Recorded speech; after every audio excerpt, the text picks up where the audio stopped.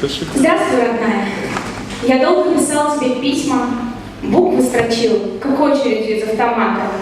Знаешь, родная, из всех дорогих и близких ты стала мне ближе сестры и надежнее брата. У нас холодает, и вечер пронзает ветром, кого-то пронзает пулей, жизнь не дает скучать. Знаешь, родная, ты стала единственным светом, который мне хочется видеть и изредка вспоминать. В этой проклятой войне нет ни левых, ни правых, одна только смерть победит в бою. Знаешь, родная, мы здесь почти на равных, болтаем и шутим, а она в ответ затягивает петлю. Здесь каждое «здравствуй» неумолимо равно «прощай». И каждый удар смертелен, и всегда попадает в цель.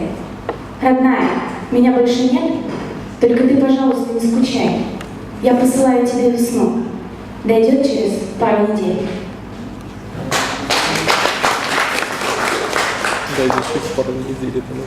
Однажды ты встретишь лето, рыжее, смешное, с губами, как у ребенка, сладкими, словно мед. Лето с тобой будет и в счастье, и даже в горе, но быстро проходит лето, и от тебя уйдет. Ты будешь долго верить, что скоро оно вернется, пускать золотые тени в квартире своей пустой, и будет тебе казаться, что в небе погасло солнце, но скоро ты встретишь осень и обретешь покой.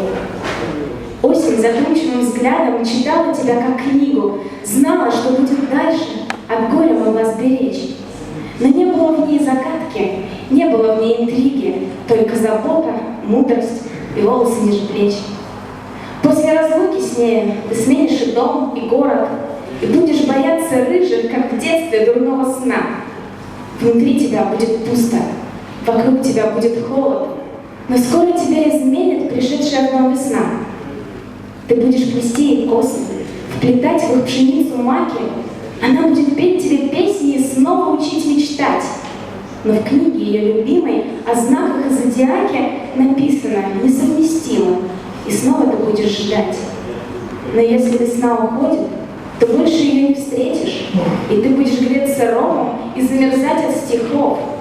Пройдет где-то около года, и, может быть, ты поверишь, что можно влюбиться снова лишь в запах ее духов.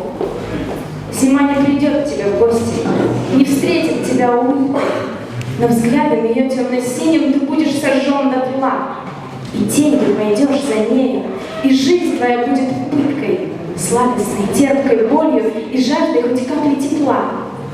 Все в ней тебе ненавистно, и белые длинные косы, холодные руки и речи из колких слов. Но нет в этом мире больше и режущей сердце муки не слышать ее дыхание и запах ее духов.